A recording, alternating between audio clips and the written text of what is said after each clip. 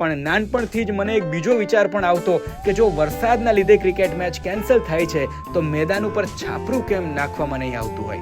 Stadium પર પહોંચતા જ ખબર નહીં કેમ મને મારા ઘરના એસીની યાદ આવી ગઈ. વરસાદનો વિરોધ કરવા માટે અહીંયા કાળા રંગનું કપડું આકાશને બતાવવામાં આવતું. સ્ટેડિયમ પરની ખુરશીઓ જોઈને મને વિચાર આવ્યો કે આમાં બેસવા માટે કેટલું વળવું પડતું હશે. આ બધા વચ્ચે સ્ટેડિયમની બહાર હું આ આકૃતિ વિશે સમજી ના શક્યો. તમારે પણ કમેન્ટમાં સમજાવવાની જરૂર નથી. વરસાદનો લાભ લઈ 10-15 યુવાન ખુલ્લે આમ પ્લાસ્ટિક લઈને ભાગી રહ્યા હતા, જ્યારે અમુક તો લાઇટ ઉખાડી રહ્યા હતા.